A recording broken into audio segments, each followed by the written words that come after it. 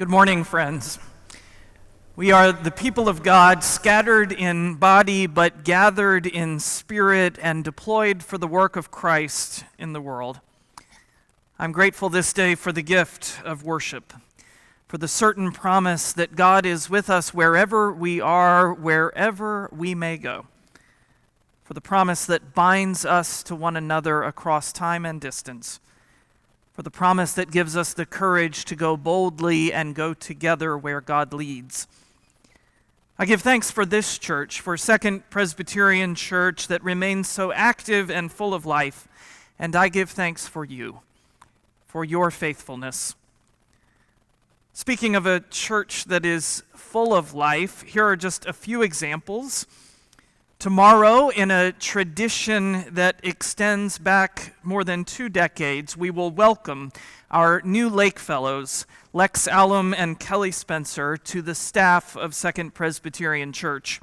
Soon we will welcome them in worship, and in the days ahead you will hear their stories and their call.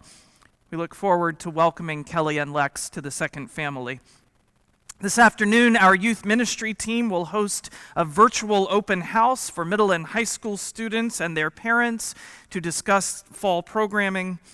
On Wednesday morning, Second Act will host a Zoom gathering on which the Reverend Sarah Hayden will share some thoughts on living faithfully in these times. You can email together@secondchurch.org for details on these gatherings.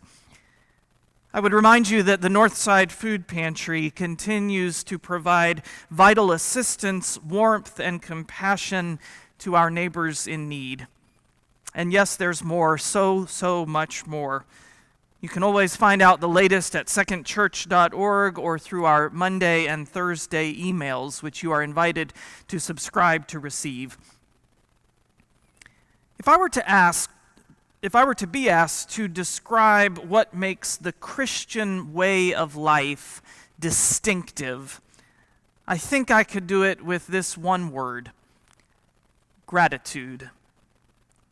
Today in worship, we turn our hearts to the role of gratitude in shaping our lives and our faith.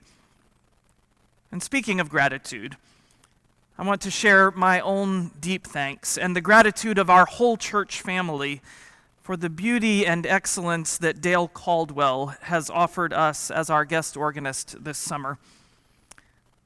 Dale, who is now up in the gallery, we give you thanks, for you have filled this space with sounds of the sacred all summer long. We give thanks to you and for you, for your ministry to and with us, and for your heart filled with grace and love. Dale, we are thankful for you. This day, God welcomes all of us. This day, God equips all of us for the life of faith. So confident in God's steadfast love, let us receive the Spirit into our homes and into our hearts on this Lord's Day. Let us worship God.